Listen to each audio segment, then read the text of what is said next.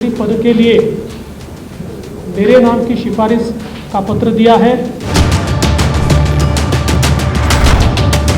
अब शिंदे इस राज्य में कभी मुख्यमंत्री नहीं बने। मैं तो लेने वाला हूं। शिंदे का इरा खत्म हो गया है। 2 साल का इरा, उनकी जरूरत थी वो पूरी हो गई, अब उनको फेंक दिया है। नमस्कार, आप देख रहे हैं 4 PM। मैं हूं आपके साथ सिमरन। महाराष्ट्र विधानसभा चुनाव के नतीजे जारी होने के बाद से जारी राजनीतिक उठापटक के बीच देवेंद्र फडणवीस महाराष्ट्र के मुख्यमंत्री बन गए हैं और उनके सहयोगी अजित पवार और एकनाथ शिंदे डिप्टी सीएम बन गए हैं। बता दें कि बीजेपी काफी जद्दोजहद के बीच अपने मंसूबे में सफल हो गई है और सत्ता में आने के बाद से ही उसकी तोड़ों की राजनीति एक बार फिर से सफल हो गई है। बता दें कि महाराष्ट्र की राजनीति में ऐसा पहली बार हुआ है जब एक जीती हुई पार्टी के सीटिंग सीएम को उनके पद से हटा दिया गया है और दूसरे नेता को सीएम बना दिया गया है। आपको बता दें कि इसी के साथ एकनाथ शिंदे के करियर पर भी संकट के बादल मंडराने लगे हैं।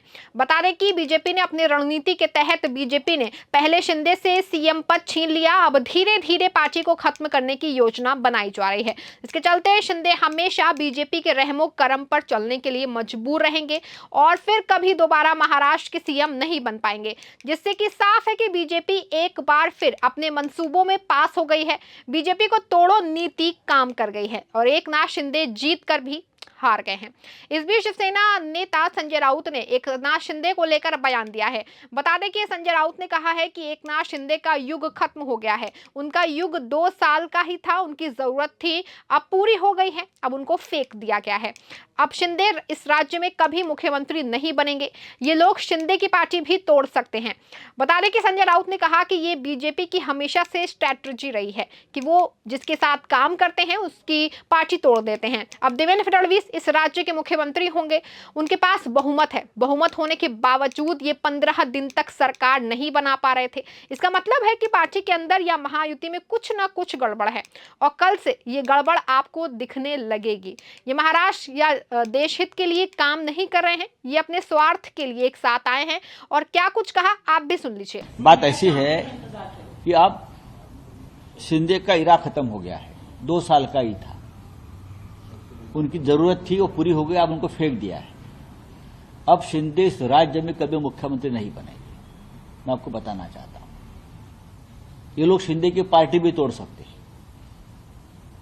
ये भाजपा की एक लाइन रही हमेशा पॉलिटिक्स में, जो उनके साथ काम करते हैं उनकी पार्टी तोड़ देते हैं, खत्म कर देते हैं। आज से देवेंद्र फडणवीस राज्य के मुख्यमंत्री हो गए। उनके पास बहुमत है। बहुमत होने के बावजूद 15 दिन तक ये सरकार नहीं बना पा रहे थे। उसका मतलब है पार्टी के अंदर या उनके महायुति में कुछ ना कुछ गड़बड़ है और कल से ये गड़बड़ आपको दिखने लगेगी। ये सब है, कोई महाराष्ट्र या देश के हित के लिए काम नहीं कर रहे। ये अपना जो एक स्वार्थ है, उस स्वार्थ के लिए ये लोग एक साथ आए हैं और सरकार चलाने की भाषा करते, उसमें महाराष्ट्र का हित कुछ नहीं है। लेकिन जो नतीजे महाराष्ट्र में आए हैं उसके खिलाफ राज्य की जनता गांव गांव में सड़क पर आई है कि हमें ये नतीजे, ये निर्णय मंजूर नहीं है। फिर भी राज्य को मुख्यमंत्री मिल रहा है। आज शपथ लेंगे, हम उनका अभिनंदन करते हैं और आने वाला जो समय आपको मिलेगा उस पद पर बैठने का, आप महाराष्ट्र के हित के लिए काम करिए। इतना मैं कहूं। बता दें कि चुनाव नतीजे आने के लगभग 1.5 हफ्ते तक मुख्यमंत्री पद को लेकर सस्पेंस बना रहा।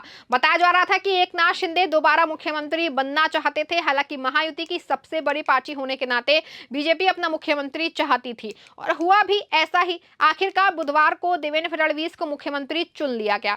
हालांकि शिवसेना दोबारा एकनाथ शिंदे को ही सीएम बनाना चाहती थी।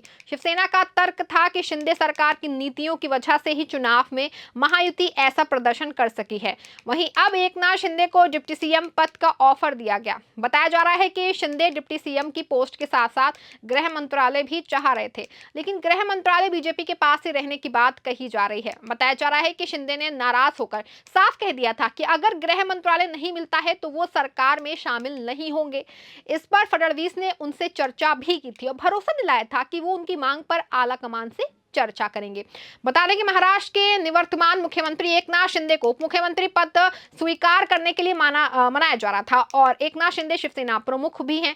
चुने गए मुख्यमंत्री देवेंद्र फडणवीस उन्हें अपना डिप्टी बनाने की कोशिश कर रहे थे। महाराष्ट्र के इतिहास में कई पूर्व मुख्यमंत्री बाद में मंत्री या उप मुख्यमंत्री बने हैं। राजनीतिक परिस्थितियों या सत्ता के लालच के कारण ऐसा हुआ है। शिंदे के सामने भी यही विकल्प है। इस पर परंपरा को अपना सकते हैं या गठबंधन की राजनीति को खतरों का सामना कर सकते थे। वहीं एकनाथ शिंदे की तरह महाराष्ट्र के कम से कम 2 पूर्व मुख्यमंत्रियों ने भी अपने दल गठबंधन को चुनावी जीत दिलाने के बावजूद शीर्ष पद खो दिया था।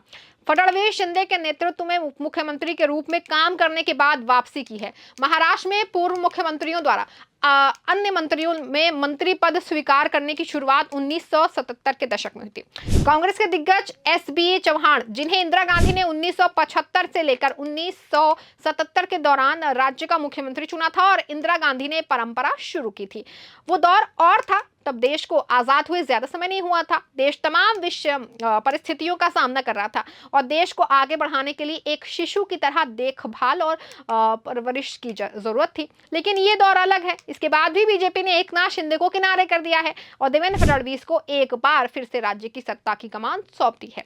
वहीं शिंदे के पास भी कोई दूसरा विकल्प नहीं है, जिसके चलते शिंदे ने बिना मन के बीजेपी के सामने अपना हथियार डाल दिए और घर चले गए। टेंशन में बीमार भी हो गए, लेकिन उसका भी कोई फायदा नहीं मिला और बीजेपी ने शिंदे को किनारे कर दिया।